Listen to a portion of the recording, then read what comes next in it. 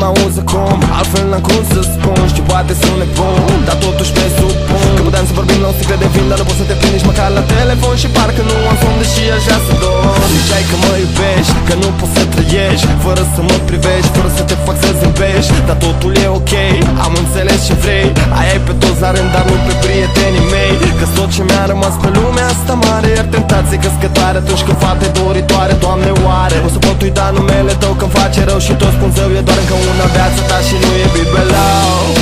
Nu vezi că-mi faci rău, ești din sufletul meu. Tu diavol ce ești, de ce nu vrei să pleci? Pleacă, nu vezi că-mi faci rău, ești din sufletul meu.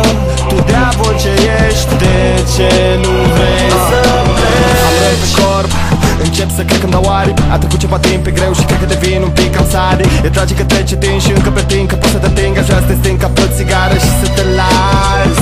Ok, te sting, dar mereu o să existe alta. Mă face să o aprind chiar dacă deja îmi știu soarta. E o lume nebună, nu știu de ce am crezut că tu ai putea fi diferită când ești fix ca restul. Nu, și ține minte orice faci să nu te întorci, să nu mă provoci, să nu încerci să storci vorbe dulci. Cam silent pe voci, deci poți să te duci. Hai mai bine fugi, pleacă departe. Și acolo unde ajungi, sper să fie mai bine. Sper măcar să poți trece strada fără mine. Sper să râzi de noi, că am fost odată doi. Numele tău rămâne în sufletul meu, dar totuși nu vezi că-mi faci rău, ești din sufletul meu.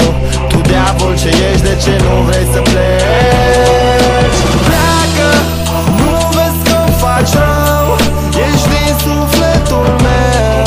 Tu diavol ce ești, de ce nu vrei să pleci? Și când e greu ea nu ești și că era umărul pe care puneai capul când faci să-ți dea putere, înțelepciune, încredere de sine. În fine, femeia e ca tramvaiul, apare altul pe șine. În fine, dar știi tu mai bine, se vede fără eroare drumul vieții tale și ghișceia n-apare. Așa că închide telefonul, e mai ușor decât pare. Că dacă pleacă de tot practic poate-ți face o favoare.